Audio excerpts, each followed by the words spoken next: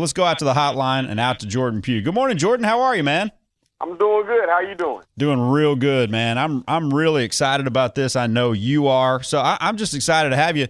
And I think it's a win-win. We get a guy who played the game talking A&M football and Aggie defense, especially in the wake of the move and the switcheroo to John Chavis. And then you get to stay close to the program you love so much and you played for, Texas A&M.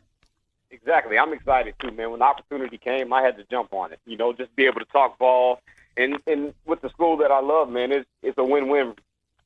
Take our listeners through what all's going on these days. You played 4 years in the National Football League, did not play last year, but as I understand it, you're keeping yourself in pretty good shape just in case that call comes. Oh, yeah, you got to. Yeah, still a free agent right now and currently running my own business, Jordan Pugh Enterprises, where I go out and I speak to motivate and inspire people of all generations to keep pushing up and going higher. So I do inspirational, motivational speaking, TV shows, did the Aggie Game Day show, and now I'm here on the radio with you. So everything's going well. Absolutely. You'll be doing some video and TV stuff with us too, and you'll be joining us basically every Wednesday. You'll be making trips down here. I'm really excited for what we've got going on. And, I obviously you saw the posts on TexAgs. The Aggies are fired up about you and your addition to TexAgs.com. How good does that make you feel? Because, man, it's been a while since you played football in Kyle Field. Man, it feels great. I'm just glad that everybody remembers.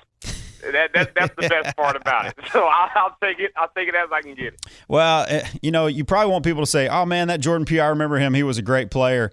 But right. I think this probably means more. Casey Smith just ended the second hour with us. She's now of ESPN, and she worked with us, and she worked for the 12th Man, was a trainer when you were here, I believe. And right. She said, nicest guy I've ever met. And I think that's probably the legacy you'd rather people remember you by, right? Of course. I mean, you can play as long as you want, do all the accolades, get all that stuff. But, man, you want people to know you as the person that you are, and you want to leave a legacy that way. And to be able to hear that, I mean, it feels good.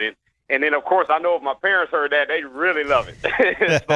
so it's a good feeling to hear that. No question. So we've got some subscriber questions as we welcome you in. I thought we'd take this first segment and do some welcoming stuff and get some of some listeners and some subscribers. Earlier, I asked everybody to send in their texts or go on TexAgs.com and ask Jordan questions, and I've pulled out 3 or 4 questions. And so I wanted to take this segment as we introduce you or reintroduce you to Aggieland and allow you to talk football based on direct questions that they've got for you. I thought that'd be a good way to start it. All right, let's do it. Here we go. This is from DCJ10. He says, put yourself in the shoes of a high school recruit once again, Jordan. When you're looking at a place like Texas A&M among all your other choices, how would you perceive A&M's program in its current state with the new defensive coordinator, John Chavis, coming in? Does the new DC excite you if you're 16, 17, 18 years old? Does it make you uncertain about how the system will change versus what you know that A&M has run the past couple years? Would you pick A&M if you had to do it all over again based on the way Aggieland is right now under Kevin Sumlin and John Chavis? Well, if I take it back and I'm a 17-year-old kid and I'm looking at A&M, I'm a senior in high school, that's the place I want to go to in Texas. I mean, hands down. Now, you go based off Sumlin alone, the swag that he has. I mean, you would love that coming out of high school. Yeah. And then to be able to play in front of the 12th man, you come down and you get to see it and you get to experience it. That's what sold me the first time. And then, man, being down there and you see the facilities, the way they've changed, it's ridiculous what the facilities look like now. So to be able to, man, to call that home and play in front of this crowd, and then you get a hire like Chavis coming in, especially if you're on the defensive side of the ball, man, you know you're going to be aggressive. You know that guys that he's coached have gone to the professional level. Man, that's crazy. That's exciting, and you would love to take that and jump on that. So if I was 17 coming in, being a senior in high school, coming in as a freshman, I'm all over A&M. I get to stay in Texas, and I get to play in the best conference. Hands down. Jordan, that's where I'm going. Jordan, you guys just thought you had really good facilities when you were here. Is that right? Man, it's not even a conversational topic anymore. When I came in, I was sold from the jump, and looking at it now, man, all these lights, TV screens, man, it's ridiculous. Does it make it a little harder to work, you think, when you got all the glitz and glamour going on, or is it all about recruiting and getting those players? If a barbershop helps you get the players, by gosh, put a barbershop in the locker room. Exactly. I think, looking at it hindsight, it's kind of like, what do you need it for? But if I'm in high school, I love it because you got to stay up. You got to stay up to date with the times, man. You got to keep up, and to be able to get the recruiting edge, and be on top of the recruiting line. Man, that's what you got to do, so I love it. All right, another question. This is coming from Ono on TexAgs. We're here with Jordan Pugh. Jordan's going to join us on Wednesday. He's going to be doing some other things for TexAgs. Most of the time, we're going to be sitting back, talking Aggie football, talking defense, taking your questions. It's always open mic when Jordan's on, so it's a good opportunity to get your question in. You want to talk to a guy who played the game at A&M, both cornerback and safety at A&M, played safety in the National Football League, still keeping himself in good shape in case he gets that call. You can call us on the Mac Resource Computers hotline at 693-1150. You can text us via the Commerce National Bank inbox, 979-229-1939. Jordan, this is a very interesting question. I love this question. It says, Jordan, you spent time at both cornerback and safety while in college. In fact, went back and forth again. Since DeShazer Everett did some of that exact same thing recently, can you speak to the challenges of changing and going back and forth between cornerback and safety, not necessarily spending multiple years at the same position in a row? Well, here's the thing. Here's the challenging part about that is you don't get any type of groove, any type of chemistry when you do that. Because, as a player, you want to get into your groove. You want to get into your certain flow whenever you're out there and you're doing it. And so, that's the most challenging part. But the flip side of it, though, is you really and you truly get to learn the defense. The ins and outs. Where guys are supposed to line up. When I played corner, it was strictly, when I first started playing corner, it was strictly like, okay, this is my guy. This is my zone. I need to stay where I'm at. When I went to safety, man, you need to know what the corner's doing. You need to know what those linebackers are doing. You got to be involved in run front. You got to make changes, adjustments, all that. So it really lets you understand the game more. So looking back on it, man, when I got to the NFL and I was able to play almost multiple roles, I did the same thing in the league. I played corner some games. Some games I played nickel. Some games I played safety, and I was able to adapt in all situations because of what I learned at A&M and playing all those different positions.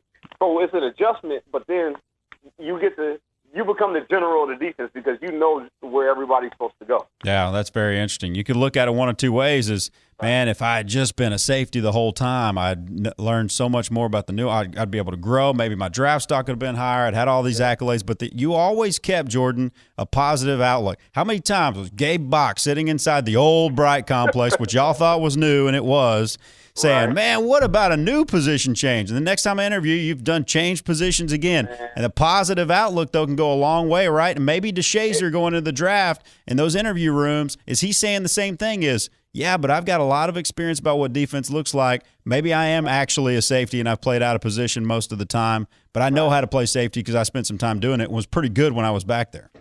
Right. And then the biggest secret, here's the biggest, I guess you could say the biggest problem that you have, with the different position changes.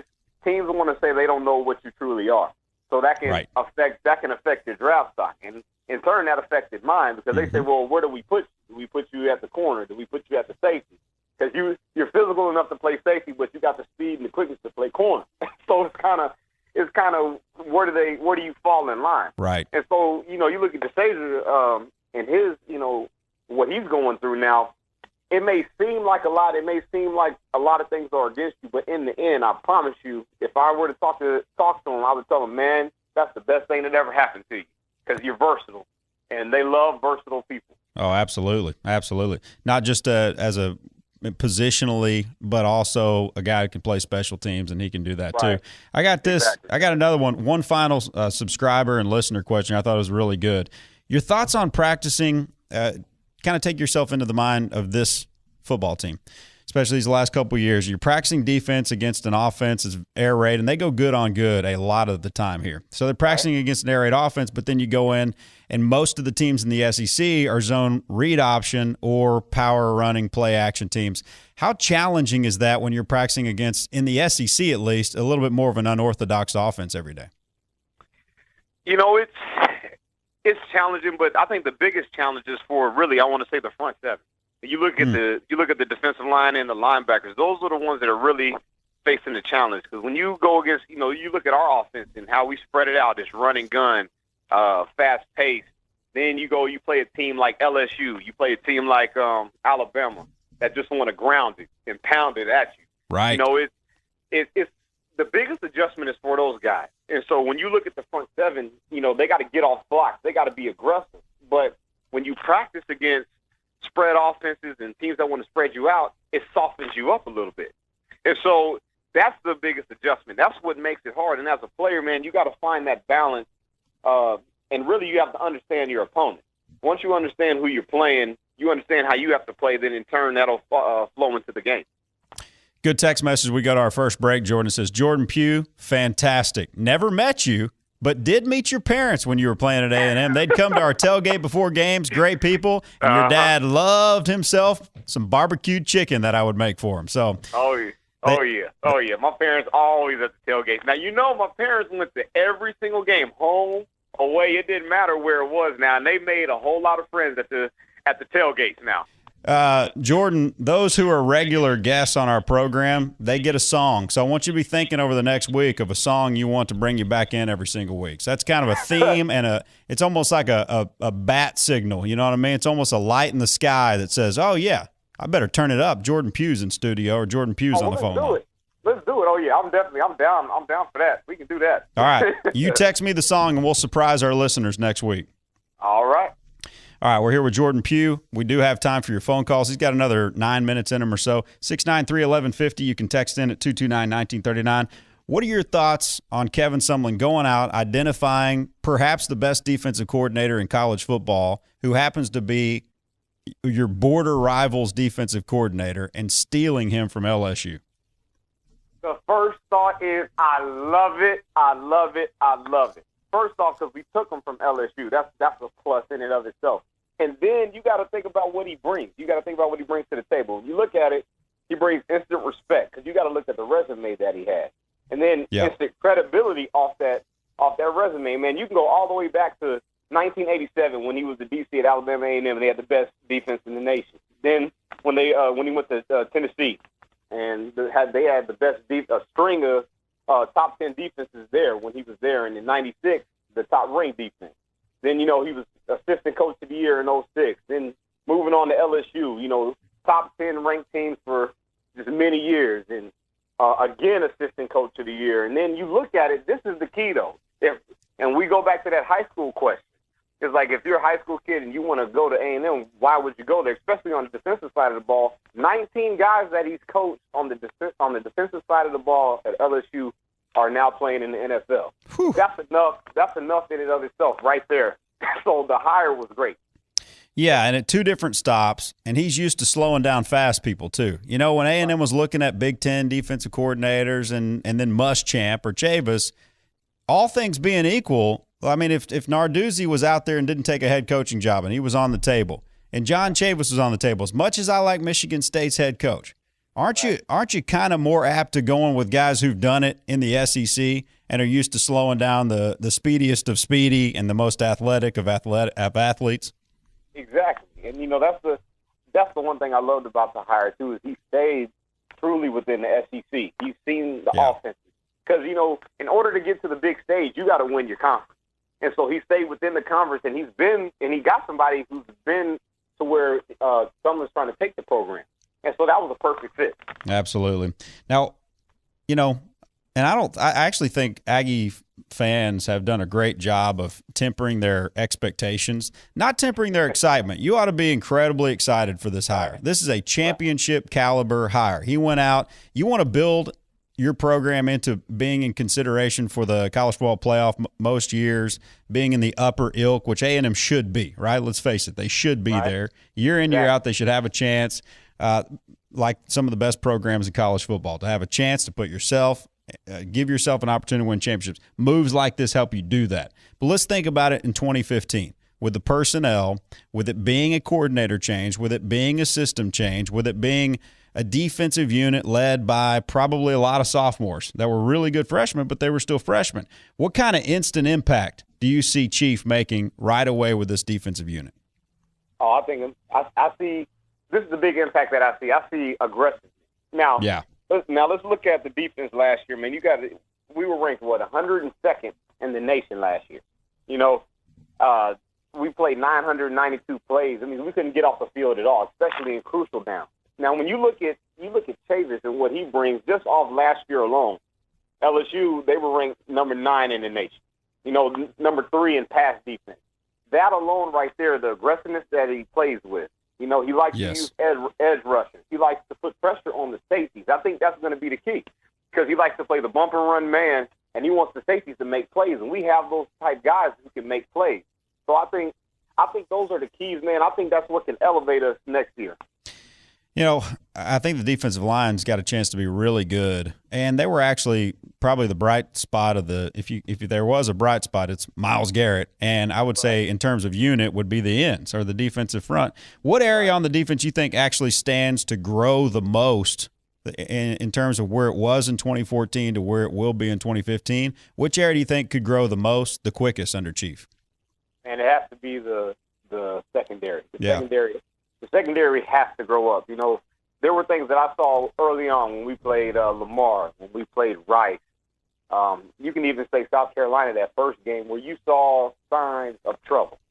And that's something that we got to, and Chavis has to fix. You know, when you really sit down and you look at it, man, in the passing game, they gave up 3,052 yards through the air, 19 touchdowns, and they averaged giving up 234 yards a game passing. Finished ranked 80th in the country. Yeah, that's got to change. You know, you have LSU's, the Alabamas that like to run the ball, but if you truly look at it, teams want to spread it out now. They want to get their athletes in the open space, so your secondary has to be key. And those are the issues that we got to fix. You know, do you think it'll click with Devontae Harris? I don't know if you played with – I'm trying to think on the fly if you played with a guy where you're waiting for it to click, and as a senior it did, you know? And the kid's got talent. What do you see from the corner? Because I believe that's one of the more thin positions at A&M in terms of SEC caliber starting talent, the cornerback spot. What do you think of Devontae? How important is it that he get it as a senior based on the fact that he is a senior and he's been starting for 2.5 years? Well, the thing about Devontae, I like him. I like him a lot. I think his talent level's off the chart. But the thing about it is he has to be more consistent. And especially being a corner and you're a senior, it's on you to lead this group now. Now, if you look at the corner play just as a whole, the inconsistency was crazy. And then what you got to, as a DB, you see these things. So, you know, playing a position, you see why they were inconsistent. You know, they were giving up too many big plays, but the problem was they had wrong reads. They were reading the wrong things. There was a lot of miscues between the safeties and the corner. Mm-hmm. They had bad eyes. Their eyes are terrible. The thing about playing a defensive back is when you make a mistake, it's usually a touchdown, and everybody sees it. You know, That's it's right. different from being in the front seven where you got linebackers and the secondary that can cover you up. So, you know, their eyes were bad at times. And then the thing that, you know, you hate as a DB, especially if you're a coach, I can see it from a coach's eye, is footwork. The footwork was bad, too. There's a lot of times they were just out of position, taking false steps, false movement. So the thing that Devontae has to do, man, he has to be the leader of that group, and he has to take it upon him, and he has to show the guys, like, look, this is how we need to do it. You know what I mean? It has to be that consistent level if they want to be successful. Which of those young guys really stuck out to you, Jordan? And there are a lot of them. Amani Watts. I thought number 18, Donovan Wilson, started coming on late. You've got the Nick Harvey, the bigger corner, and Victor Davis. A lot of names. We're waiting for it to see who it's really going to click with. Who really stood out to you among those young players? Here's my favorite player. Others, I love Myles Garrett, of course, but Armani Watts was the one that stood out to me. Yeah. When I watched him, the first person he reminded me of was Trent Hunter. And you know, they kind of play the same style. But when you look at Armani, man, I loved his range. I loved how he came up. He was physical on tackles. You know, he separated the ball from people. I think he had 56 tackles on the year, 3 interceptions. So he was around the ball. The thing that you want to see out of a safety is you want him to be around the ball all the time. And that's what he did when he played. So that's my bright spot. And I think that's the key. I think he's the key in the success of the secondary next year, him and Devontae.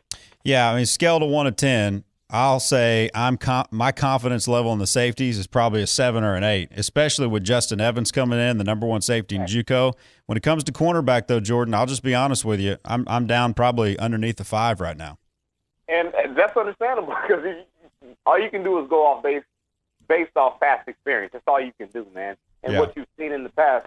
And that's where they got to step in. Now, you look at the one guy that I'm intrigued about is the corner spot that they got coming in is Ronnie Elam.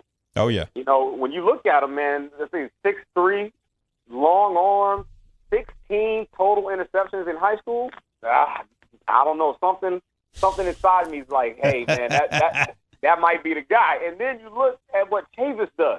Chavis is a bump and run DC. That's what he wants to do. He wants to get in your face. He's like, beat me off the line. So he fits that mold perfectly. Yeah. Then when you look at Justin Evans, you know, you're talking about the number 1 safety coming, and then, you know, you look at him, man, he had the 86 tackles, 13 pass breakups, 2 forced fumbles, 6 interceptions, ball hawk. That's what you see. He's around the ball. So you could take someone like him, someone like Armani Watts, put them together, and that would be a crazy group if they can get that thing together. Yeah, it makes you feel good because I tell you, gosh, Chief is really good at. You know, we'll dive into this a little bit more. He's got that Mustang package where he'll put 6 DBs on the field. Remember when he put Tyrann Mathieu in the slot a few years back when he was just a freshman? He was trying to get Patrick Peterson, Morris Claiborne, and Tyrann Mathieu on the field at the same time.